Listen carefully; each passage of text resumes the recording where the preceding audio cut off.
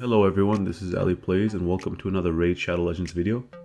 So today we're going to be doing another champion review on Relickeeper and we're going to be answering the question, is he worth fusing for? So we're going to be looking over his skills, his artifacts, his masteries, where he's good at in the game. Sorry, I just got to grab these mystery shards. Hopefully we get the summoning event soon. Feels like it's been a while since we had the last one. Okay, so on to Relickeeper. So Relickeeper is part of the Sacred Order faction, which is an overpowered faction when Faction Wars comes out. So we're going to look at his skills first. So his basic attack, he attacks one enemy and he grants an extra turn if the target is killed. So his whole kit makes him a one-trick pony, but he's like a really good one-trick pony. So he attacks one enemy and he grants an extra turn if the target is killed. And his damage is based on attacks because he's an attack character. And he's also a free-to-play epic. His second move is a self buff. Self buffs are really good. He places a 50% increased attack buff on himself for 4 turns. And he grants himself an extra turn. So this move synergizes really well with his basic attack as well as his passive. So even if he has like debuffs on him, he's going to be taking them off because all the turns he's going to keep getting. And then we go to his passive. When he gets hit by an enemy, he places a 15% continuous heal buff on himself for 2 turns.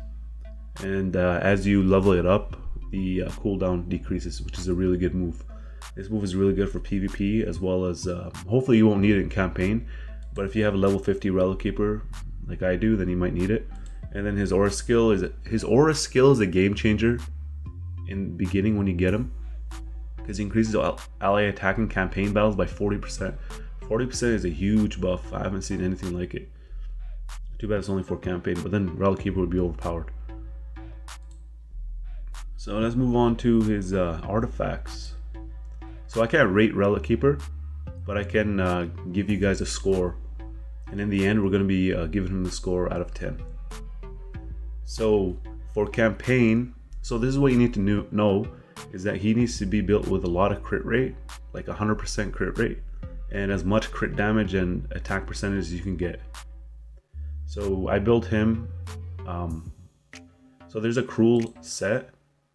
This is basically an updated version of the offense set because it adds ignore 5% of enemy defense. So this is what you get from the clan boss. It drops. So for beginner players, I would advise using offense set. It does the same thing except it doesn't ignore defense.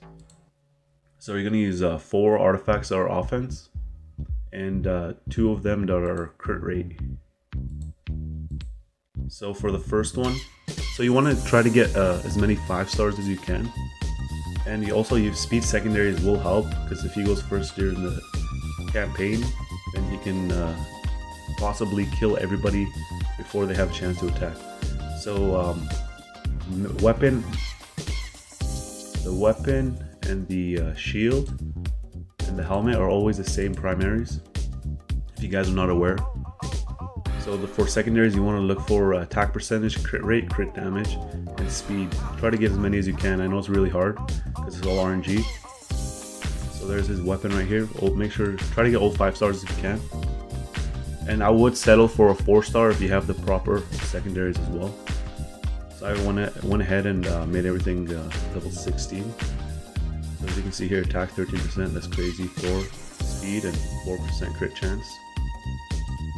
And then his shield, crit damage 8%. Right now my crit damage is not as high as I would like it. It's at 70% right now, but my crit rate is 99%.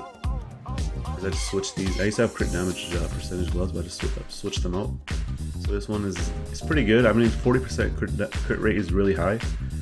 So you want to always have crit rate as your gloves for Relickeeper. Is your primary. And then attack percentage 3%. Could be better with crit damage and stuff, but can't complain. Let's move on to the chest. So attack 40%. And there was no attack, but I still got some crit rate on that. And then boots. So for boots, attack 40% and some 4 speed and 9% crit rate. Some would argue in arena you would use speed boots, but if you have a speed booster, I'll show you guys my team after. You guys don't need him. I mean, you don't need speed on your boots. And then as for the accessories, I don't really bother with these. I haven't been farming them that much. So it is equipped whatever you have. I mean, they're just bonuses right now. If you guys are having any trouble in the Spider's Den, just watch my free-to-play Spider's Den video, and that will be updating that in the future. So we went over skills, we went over artifacts. So yeah, Relickeeper is a one-trick pony, so he's always going to be built the same way. He's going to be built the same way for campaign and as well as arena. Maybe arena a little bit more speed, but I don't bother with speed because I have a speed booster or turn meter booster. And clan boss, honestly, in the beginning, you can use Relickeeper on clan boss, but it's not going to be a lot of damage. Maybe around 300,000 damage. That's not bad for if you're on easy and you're trying to get more damage into the clan boss and get better chest. And masteries, I haven't done all of his masteries yet, but I'll give you guys an idea of what you can use. So you always want to go for offense on attackers, even some supports, believe it or not. And ignore the defense, we're not going to be doing that. And support, so offense and support. So we'll go over them. So this is tier 1. Ideally, the best one is the... Sorry, let me move my camera. I'll move it down here. Move to the side for now. So his crit rate plus 5% is better than the this one, the Blade Disciple, that increases your attack plus 75. Because this is a flat boost, this is a percentage boost. So without this, I would have around 90. I'm at 90, yeah, 94% crit rate without it. And then tier 2, we choose two of them. Heart of Glory increases damage inflicted by 5% when attacking full HP. So this is really good for campaign because he's usually going to go first, and when he goes first, he's going to deal 5% more damage. And when he kills that enemy, he starts going again. So he goes on a train. So he keeps going again and again and again until he slays everybody. Elliot, go! Larry! Larry, you can't just... Oh, Larry! Oh, are you alright? How did you... Larry!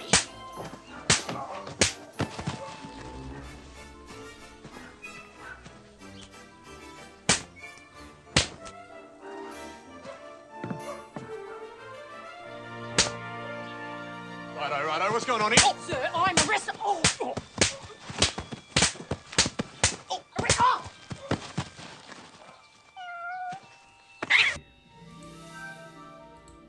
And the next one is Keen Strike, crit damage plus 10%. So this one, Keen Strike, and the crit rate one are the best ones to get. This is like almost like 100% of the time, these two are going to be the ones you get for any attacking champions. And then we go on to tier 3. Whirlwind of Death increases speed by 6 for each enemy killed by this champion, and it stacks across each round in a battle up to 18 speed. So maximum is 18 speed. So this is really good in campaign because he's going to be trying to carry as many food as he can, and if he slays them, he's going to build his speed. And the last one over here is increases damage inflicted by 8% for the first hit on each enemy. So again, these synergize very well with campaign, as well as arena. Arena is really good like that too with these skills. So I haven't really looked into these, but I'll let you guys know which one would be good for him. No, this is only if you. This one's only if you fight the clan boss with him. Also, if you're fighting tanks in arena. So I guess it's not bad. Wrath of the Slain. This would actually be good in campaign as well, because it increases damage inflicted by 5% for each dead ally. So it goes up to 10%. But that's only 2 allies, so I wouldn't worry. I wouldn't go for that one. Cycle of Violence has 30% chance of decreasing cooldown of a random skill by 1 turn. Damage is inflicted by a skill exceeds 30%, so the target's max HP for everyone first turn. So this move is also a clan boss skill. It doesn't really help him. Yeah, so we're gonna go with this right here. Bring it down over here.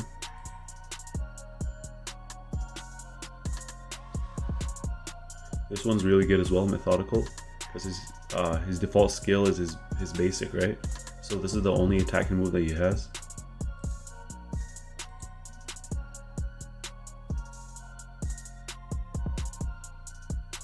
Okay, so this one, Kill Streak. Kill Streak, it looks like a solid move for Relickeeper.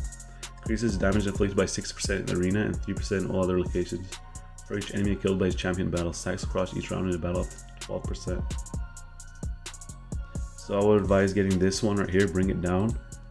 And then you guys can go down to Kill Streak. And then let's look at the last one.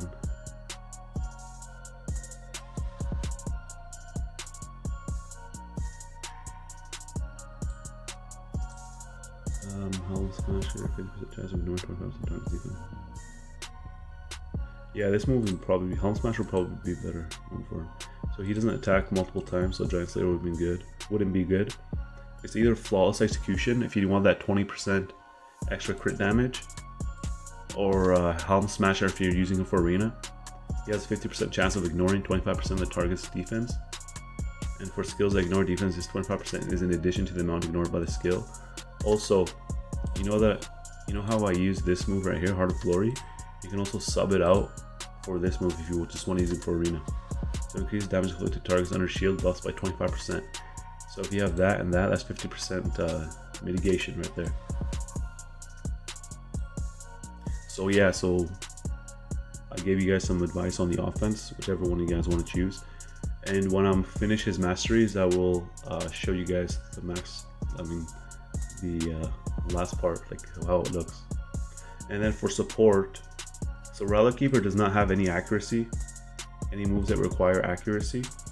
So we're not going for anything with accuracy. So we have HP to make it more durable. And this one heals the champion by 10% of the max HP the first time an enemy is killed in each round. This is really good for farming and also for arena, since he slays a lot of enemies. And Rapid Response has a 30% chance of increasing the turn meter by 10% when a buff cast by this champion is removed or expires. So he buffs himself, and he goes a lot. So a lot of his attack buffs are expiring, as well as his continuous heal. So let's go down, see what we can use. No, we're not doing that.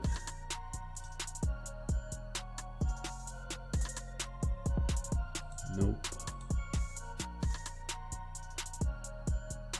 One's the base of artifacts, that's by 50%. This one's really good.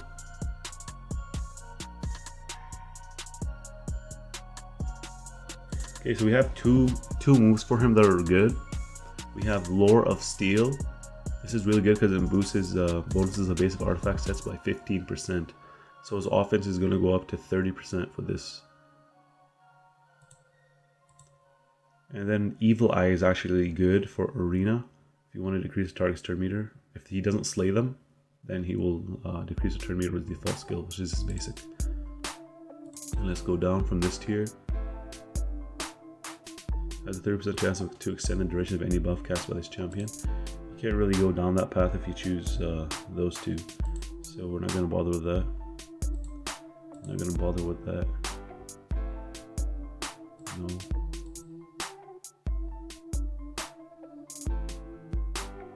Probably be this one, Master Hexer. And then the last one, no, not accuracy. Each active debuff cast, no, he doesn't cast any debuffs. It's like a mess over here on support.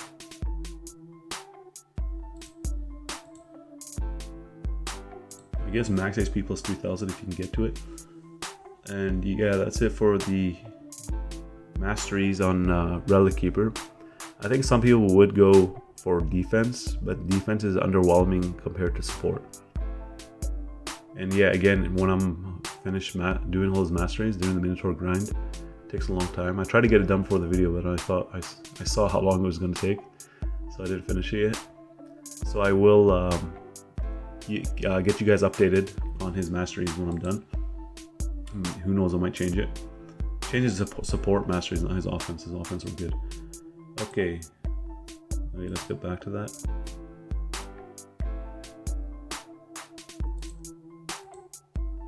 So I've seen a lot of people take Relickeeper to level 60. He's a solid choice, but your starter champion should be able to clear campaign.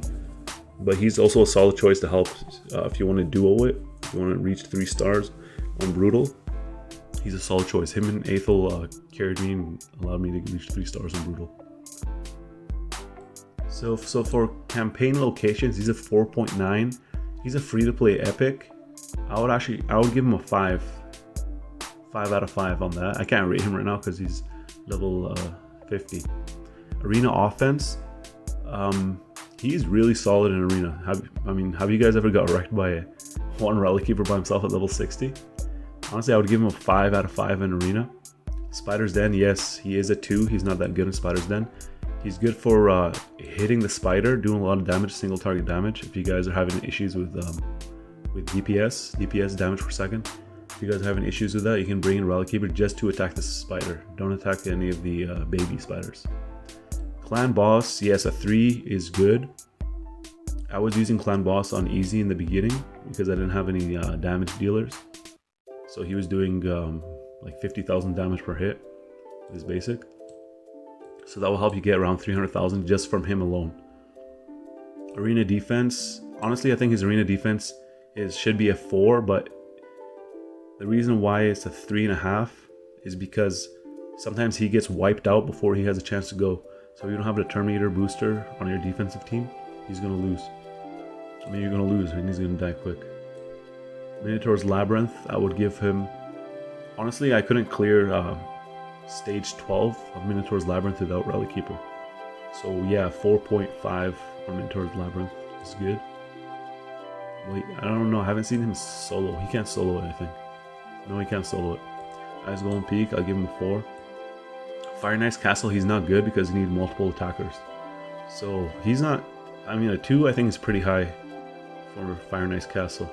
I would give him like a 1, Fire Knight's Castle. Yeah, Dragon's Lair, I would give him a... honestly, he does a lot of damage on Dragon's Lair. So I'll give him a 5 on Dragon's Lair. Magic Keep, I'll give him a 4.5. Force Keep as well, 4.5. Spirit Keep, he's not as good, 3.5. And Void Keep, 4.5. So he's a really solid champion. And yes, he is worth it because he's worth fusing for. Because right when you get him, he's a free-to-play, remember that, he's an epic, so...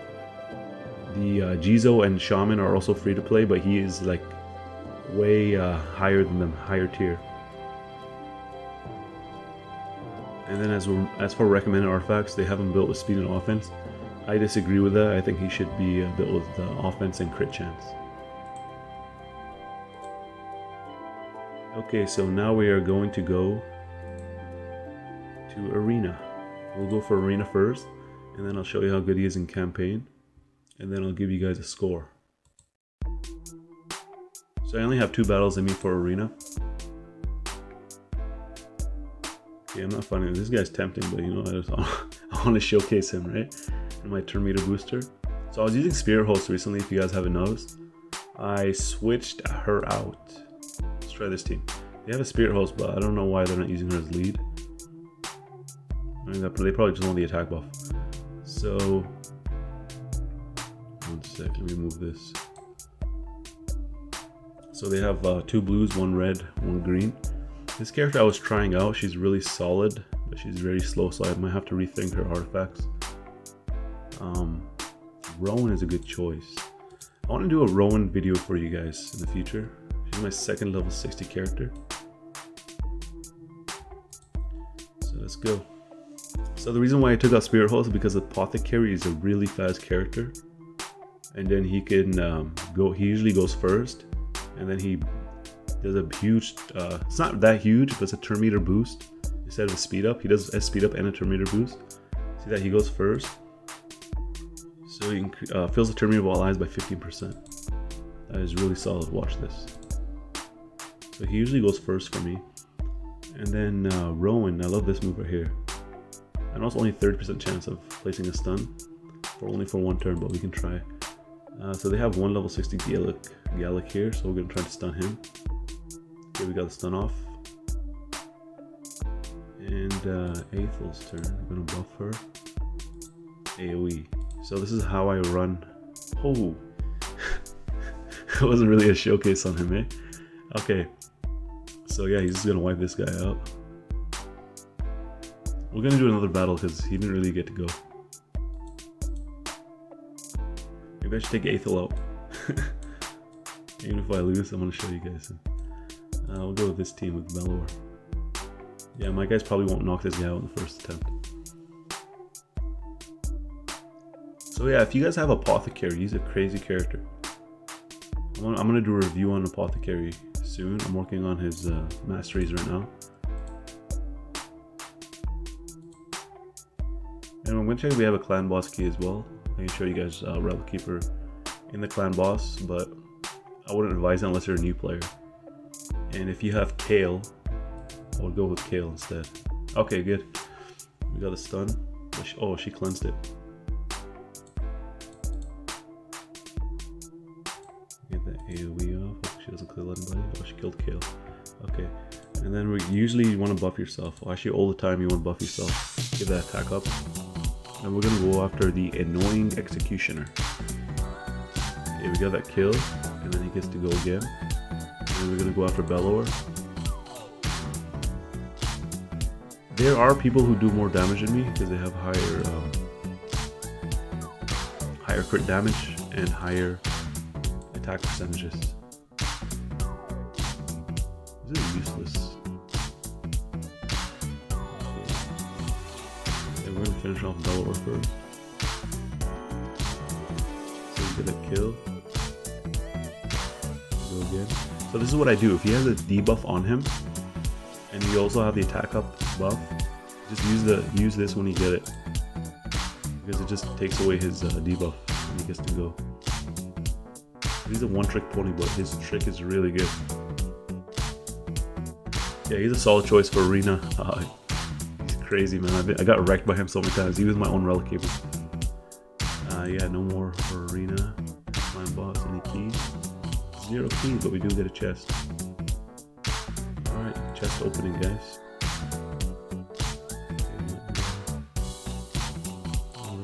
Good. And we're gonna go on a campaign, take some food, see what we can do. Again, my Relickeeper is not level 60, so maybe he might be able to solo, so we're gonna do Brutal. Brimstone's Path.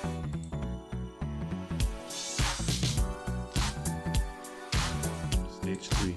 Stage 3 is better to run, you get more silver, as I stated in my last video. So take away Aethel and throw in Relickeeper. So I'm gonna repeat this again.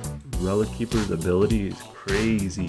So this guy's gonna take you to a whole nother level once you get it, because he increases ally attack and campaign by 40%. 40% is a huge number. So yeah, we're gonna try this out. He might not make it, but give you guys an idea. He is a solid choice to level 60, but he's not as versatile as Aethel and any of your other star champions can be. So this is on auto as well, see that?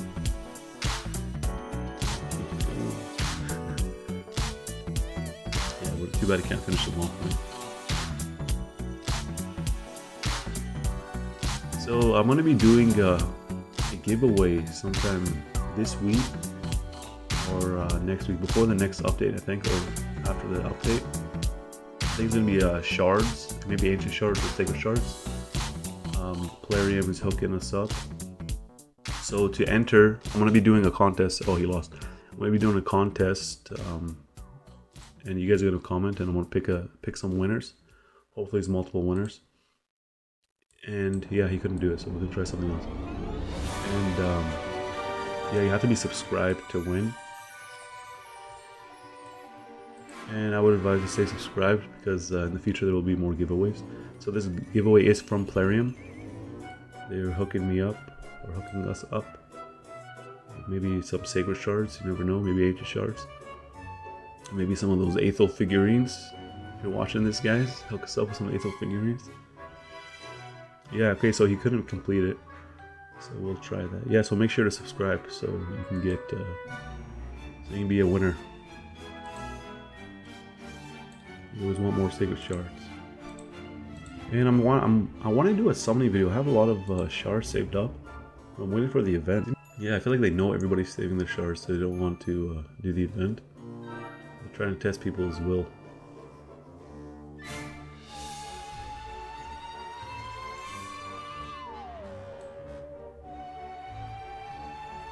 Yeah, it seems like he can't solo brutal on level 50. Okay guys, so yeah, at level 60 he can solo brutal, but I'll show you guys how good he is with two-manning people. Sorry, I didn't realize that I would never actually solo brutal with him, but he is capable of doing it. Well, he can two-man it. I won't throw Aethel in there because you guys have seen that my Aethel can solo brutal. My Balor hasn't been able to solo yet. I'm still working on him. I'm trying to give that 7-second solo down. He's gonna be a crazy farmer once I get him ready. He has to be level 60. He has to have crazy artifacts. Yeah, maybe I'll show you guys in the future. I'll show you a video of when I finish that. So how many of you guys are doing the Minotaur grind? I think it's like it takes a long time, but I think it's worth it. I wouldn't advise doing it very early until you guys feel like you're ready. You have teams built up. But once you actually do it one time, you should be able to do it like should be able to finish people's masteries off faster the next time, a couple times you do it. Okay, this is not looking good. Yeah, so this is gonna be a fail. Yeah, this is a fail showcase.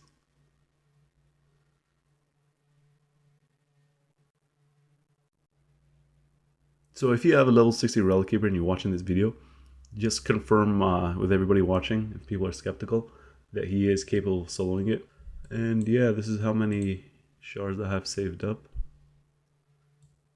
I have 101 mystery shards, 17 ancient shards, and 1 sacred shard saved up. I will be doing a video for you guys. Hopefully we can get something good. So yes, he is worth doing.